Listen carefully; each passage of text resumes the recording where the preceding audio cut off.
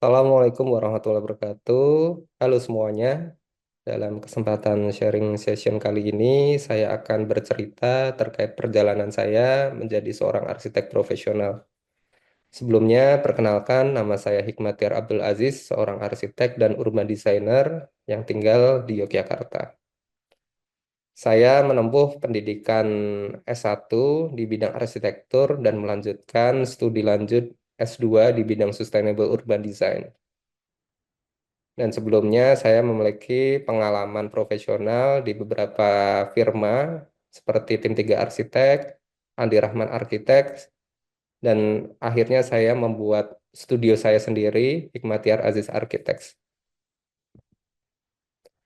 Perjalanan menjadi arsitek dimulai di tahun 2011 hingga 2020, di mana proses ini saya bagi ke beberapa fase, yakni yang pertama adalah tahap eksplorasi, di mana saya mengenali diri sendiri dan kemudian melakukan berbagai macam eksperimen.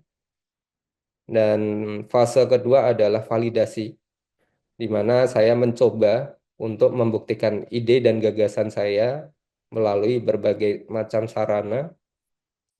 Dan fase yang ketiga adalah spesialisasi. Bagaimana di fase ini saya mencoba mendalami hal spesifik di bidang arsitektur melalui praktik dan studi lanjut. Kurang lebih ini track record saya selama berproses di bidang arsitektur, baik melalui pendidikan formal maupun informal, dan kemudian aktivitas yang berkaitan seperti di organisasi, sayembara, dan lain-lain. Nah, kurang lebih ini gambarannya bagaimana saya menempuh studi di bidang arsitektur dan urban design serta beberapa praktik di berbagai macam studio hingga akhirnya saya mendirikan studio saya sendiri. Dalam proses ini, prinsipnya ada tiga hal yang mendasari saya dalam proses belajar, yakni yang pertama adalah suka, bagaimana rasa suka ini menjadi sumber energi untuk saya bertahan di bidang ini dan belajar dan menikmati proses yang cukup panjang. Kemudian aspek yang kedua adalah bagaimana saya mengasah kemampuan dan kompetensi untuk bisa dan menjadi ahli di bidang ini. Dan yang ketiga adalah bagaimana saya mengelaborasi rasa suka dan keterampilan saya untuk memberikan manfaat bagi lingkungan dan orang-orang di sekitar. Nah, untuk poin yang pertama, mungkin ini pertanyaan yang terlintas di benak saya pada waktu itu ketika pertama kali masuk di jurusan arsitektur. Dan mungkin ini juga pertanyaan yang terlintas di benak banyak orang ya, ketika eh, menjalani suatu bidang. Jadi pada waktu itu di arsitektur, apakah ini keputusan yang tepat untuk saya maupun masa depan saya seperti itu. Dan saya sama seperti banyak orang lainnya yang bertanya-tanya, mencoba untuk meyakinkan diri apakah ini adalah bidang yang tepat untuk dijalani, apakah ini bidang yang tepat untuk diseriusi atau ditekuni. Dan selama proses belajar itu, saya eh, belajar banyak hal dari beberapa figur arsitek ternama seperti Zaha Hadid, sebuah karya-karya yang sangat menginspirasi pada waktu itu. Dan sebagai sosok perempuan, beliau menjadi sebuah figur yang sangat dikagumi, eh, membuktikan bahwa perempuan juga memiliki kompetensi di bidang ini, di mana banyak didominasi oleh laki-laki. Selanjutnya adalah sosok Bjarga Ingels. Pada waktu itu seorang arsitek muda yang melakukan banyak terobosan dan inovasi di bidang arsitektur melalui karya-karyanya, meskipun dia mendapat banyak kritikan, tetapi Bjerge Ingels membuktikan bahwa arsitekturnya dan karya-karyanya itu mampu memberikan warna dan mampu mengubah eh, berbagai banyak eh, perspektif sehingga memberikan sebuah inovasi yang luar biasa menurut saya di bidang arsitektur. Kemudian ini adalah sosok Alejandro Aravena, bagaimana beliau menginspirasi dengan cara arsitektur partisipatif selama proses desain dan bagaimana membuat karya-karya yang demokratis untuk banyak kalangan, di mana arsitektur bisa dinikmati oleh banyak orang seperti itu. Dan ini sosok Jan Gehel, bagaimana dia menjadi figur yang luar biasa dalam memahami konteks perkotaan dan membuat kota itu menjadi lebih ramah dan manusiawi untuk penduduknya seperti itu. Tapi pertanyaan berikutnya adalah apakah rasa suka itu cukup? Dan tahap kedua, bagaimana memvalidasi ide, gagasan, dan kemampuan kita di bidang tersebut. Nah, pada waktu itu mungkin di tahun kedua dan tahun ketiga dan seterusnya, ini sebuah proses yang saya lakukan.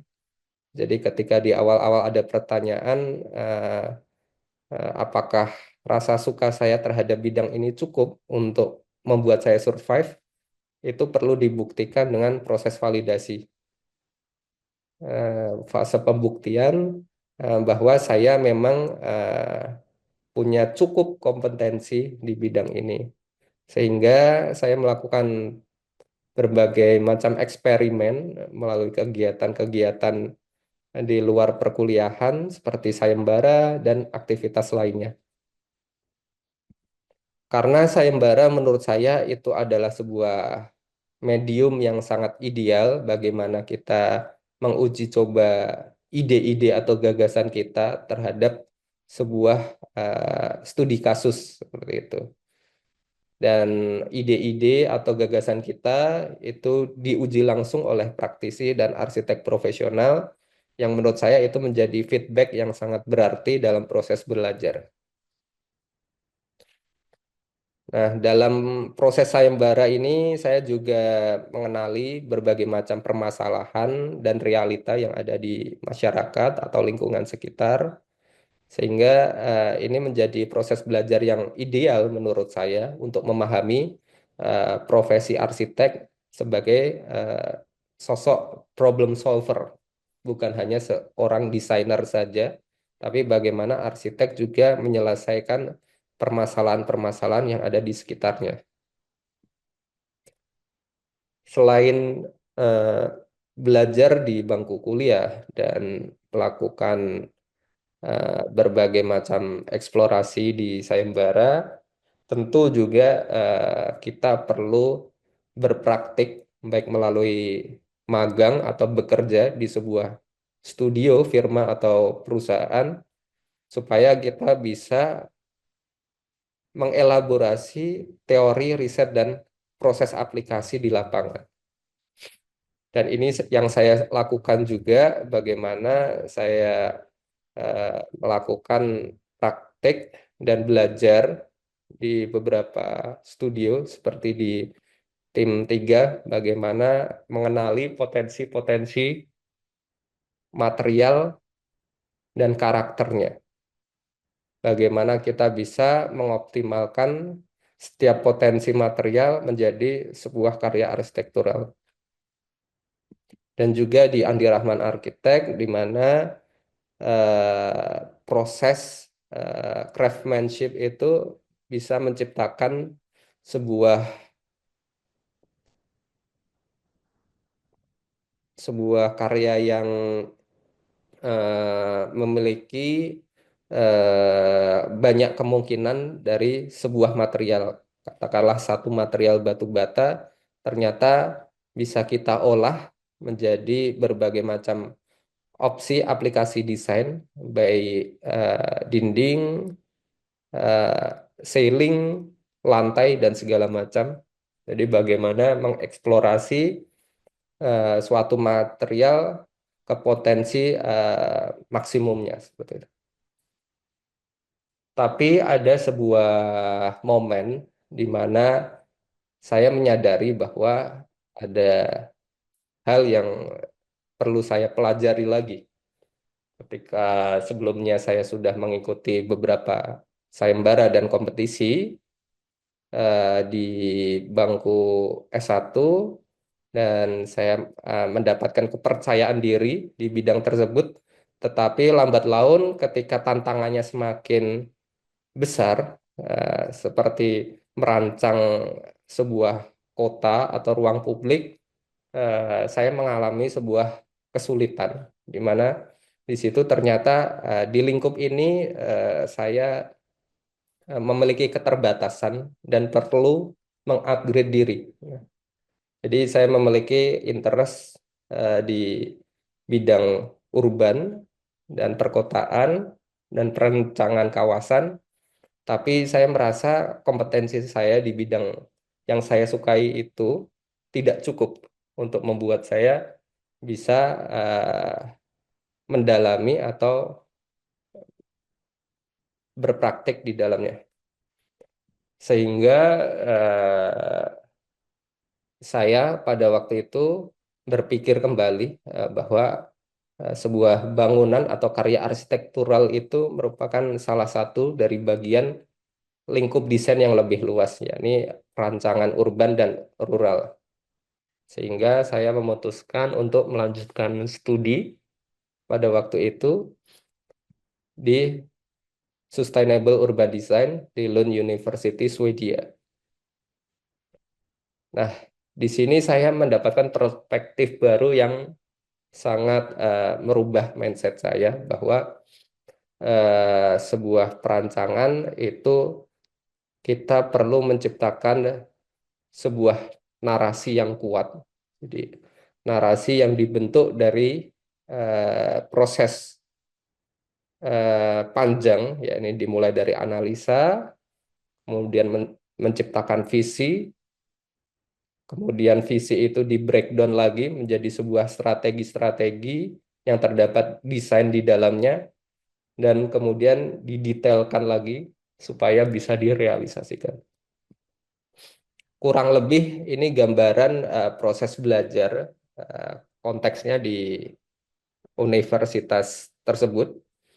Bagaimana dibagi menjadi 3 fase, yakni fase yang pertama adalah analisa dan perumusan konsep atau visi tadi. Dan fase yang kedua adalah menciptakan strategi desain. Eh, Kemudian diuji oleh berbagai pakar dari Swedia maupun Eropa dan sekitarnya. Praktisi tersebut menguji visi dan strategi kami sehingga didetailkan lagi di fase terakhir. Kurang lebih ini struktur pembelajaran di Lund University pada program yang saya ambil di Sustainable Urban Design. Ini menjadi sangat penting sebelum kita memutuskan studi lanjut untuk memahami silabus atau struktur pembelajaran di negara atau kampus yang ingin kita tuju. Jadi yang menurut saya sangat menarik dalam program ini adalah kita diajak untuk tidak hanya riset, tapi berpraktek dan belajar dari expert yang ada di sekitarnya, baik pakar kota maupun kota-kota yang ada di Eropa. Sehingga pada setiap semesternya, baik semester 1, 2, 3, dan 4, kita wajib untuk melakukan ekskursi dan berkeliling ibaratnya. Jadi pada semester 1 kami melakukan study case ke Amsterdam, Belanda untuk mempelajari perencanaan kawasan air, waterfront. Kemudian pada semester 2 kami melakukan study case ke Edinburgh di UK untuk memahami perencanaan lanskap dalam skala besar. Kemudian di semester 3 study case-nya di Duzhangyan, China untuk mempelajari bagaimana culture atau budaya mempengaruhi perencanaan kawasan. Dan yang terakhir semester 4 saya dibebaskan untuk melakukan study case. Jadi setiap student memiliki tesis atau degree project yang harus diselesaikan, sehingga kita memilih sesuai dengan tesis atau degree project yang kita lakukan. Dan kebetulan saya mendapat supervisor di pemerintahan kota Lund dan saya melakukan study case di Lund untuk menyelesaikan studi master saya. Nah, pada setiap semester kita memberikan sebuah output desain, yaitu perencanaan perkotaan di kota-kota yang di sana sudah terjalin kerjasama dengan pihak universitas. Kemudian kita membantu perencanaan kawasan di kota tersebut. Selain belajar di dalam studio atau kelas, menurut saya sangat penting bagi seorang arsitek untuk belajar di lapangan dengan cara traveling juga, karena kita bisa melihat berbagai macam jenis proyek dan karya arsitektural yang itu bukan hanya menambah hasanah desain kita, tapi juga kita juga bisa melihat detail-detail karakter, kemudian proses pembuatan, yang dimana itu sangat berpengaruh juga dalam eh, proses berpikir kita sebagai seorang arsitek. Sehingga pada waktu itu saya selalu dedikasikan untuk melakukan perjalanan yang dimana dalam perjalanan tersebut melihat sebuah karya-karya arsitektural yang menurut saya itu sangat menginspirasi dan bisa menjadi sebuah referensi dalam kita berproses maupun berpraktik. Kemudian setelah selesai di studi lanjut dan kembali ke Indonesia, pertanyaan berikutnya adalah narasi apa yang ingin dibawa. Nah, ini mungkin menjadi sebuah narasi yang ingin saya bawa sebagai seorang arsitek, yakni arsitektur yang baik adalah arsitektur yang memberikan manfaat. Nah, sehingga saya mendirikan studio saya, PT Hikmatyar Aziz Architects bersama tim, menjadi sebuah company yang memiliki spesialisasi di bidang arsitektur dan perancangan kawasan, di mana kami mengerjakan berbagai macam jenis proyek, mulai dari residensial, komersial, bangunan publik, hingga perencanaan kawasan. Kurang lebih kita sudah mengerjakan berbagai macam jenis proyek dan proyek CSR juga untuk membantu komunitas dan masyarakat yang ada di sekitar kami. Sebarannya cukup beragam, mulai dari proyek-proyek arsitektur, perencanaan kawasan, maupun pekerjaan desain. Ini salah satu karya kami. Pada waktu itu terdapat sebuah momentum di mana ada acara internasional annual meeting dari IMF dan World Bank yang kebetulan Indonesia menjadi tuan rumahnya. Waktu itu hostnya adalah di Bali, tapi Banyuwangi dipilih sebagai co-host untuk venue acara internasional tersebut. Dan kami mendapat tugas untuk merancang venue itu bagaimana menyulap sebuah kawasan kosong sebesar alun-alun mungkin untuk menjadi sebuah tempat di mana Indonesia bisa menampilkan potensi-potensi daerah khususnya di bidang industri pertanian dan peternakan.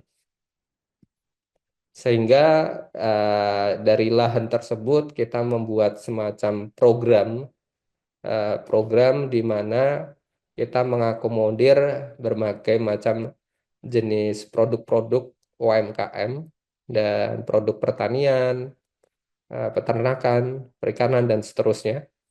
Kita bagi menjadi area indoor dan outdoor, di mana area utama ini menjadi sebuah eh, eh, venue utama untuk berbagai macam aktivitas dan kegiatan yang didukung dengan beberapa booth yang mendukung acara tersebut. Nah, pada konsepnya adalah bagaimana kita menarik minat wisatawan lokal dan internasional pada waktu itu untuk melakukan sebuah tour atau perjalanan. Jadi user diajak untuk masuk ke dalam bangunan utama di mana di sana terdapat berbagai macam booth UMKM, orang-orang diajak mengitari dan di situ juga ada panggung utama untuk berbagai macam presentasi produk lokal. Kemudian terdapat playground untuk area ramah anak dan terdapat zona perikanan untuk showcase produk-produk perikanan. Dan kemudian dilanjutkan ada zona perkebunan dan di sana terdapat area terbuka yang digunakan untuk berbagai macam aktivitas. Dan setelah zona perkebunan ada zona peternakan atau UKM seperti itu. Di sini di display produk-produk hasil peternakan dan UKM-nya.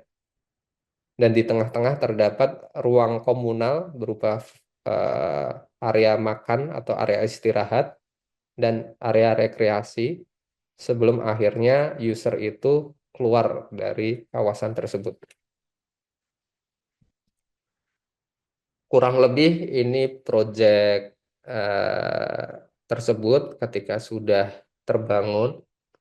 Jadi kami memanfaatkan material lokal yakni bambu sebagai salah satu material paling sustainable dan juga merupakan eh, material lokal yang mudah didapatkan pada waktu itu sehingga wisatawan lokal maupun asing yang datang bagaimana mereka melihat karya ini menjadi sebuah karya yang sangat Indonesia seperti itu.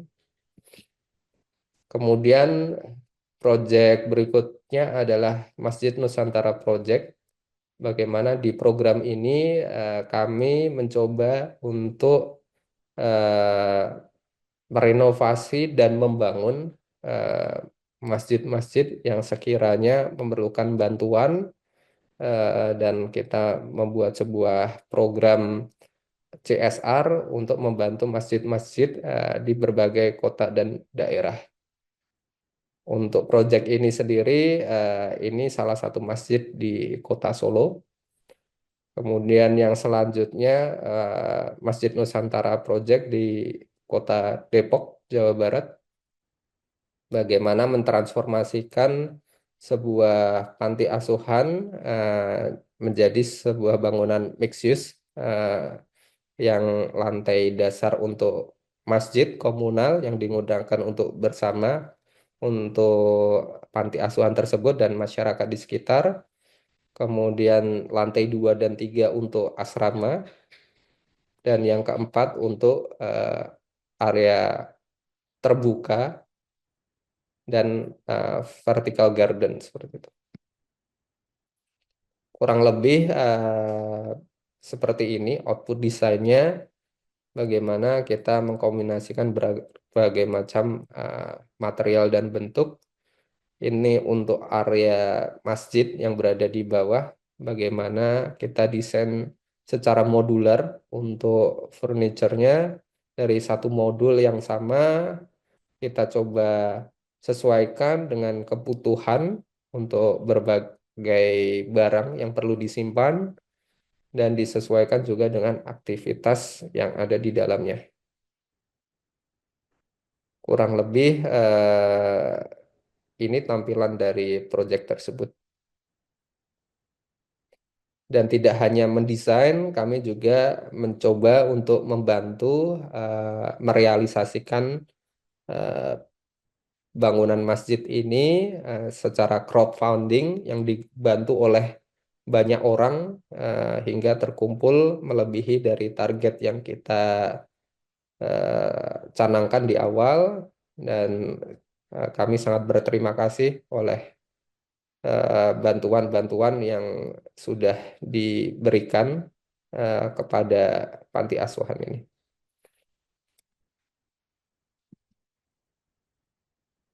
Nah, jadi tiga hal ini yang mendasari proses berarsitektur saya. Bagaimana poin yang pertama adalah rasa suka tadi, dan rasa suka itu menjadi bekal untuk mengasah diri dan berproses hingga bisa. Dan yang selanjutnya adalah mengkombinasikan rasa suka dan kompetensi tadi, rasa bisa, menjadi sebuah hal yang bermanfaat untuk orang-orang di sekitar kami. Karena ketika manfaat tidak bisa diberikan, rasa suka dan kompetensi itu tidak memiliki dampak. Jadi misalnya kita menyukai bidang arsitektur atau bidang lainnya, dan kita memiliki kompetensi di bidang tersebut, tapi tidak bisa memberikan manfaat, pada akhirnya apa yang kita suka dan kompetensi yang kita miliki tidak memiliki manfaat apapun atau tidak berdampak. Begitu juga dengan halnya ketika kita tidak menyukai sesuatu, even kita punya kompetensi di situ dan bisa memberikan dampak melalui kompetensi kita, tapi kita tidak menikmati proses tersebut, sehingga yang menjadi problem adalah bisa jadi daya tahan kita untuk bertahan atau untuk memberikan manfaat di bidang tersebut itu tidak lama, karena kita sendiri tidak menikmati proses itu. Sedangkan untuk memberikan dampak dalam waktu yang lama, kita perlu daya tahan atau perlu bekal rasa suka terhadap aktivitas yang kita lakukan.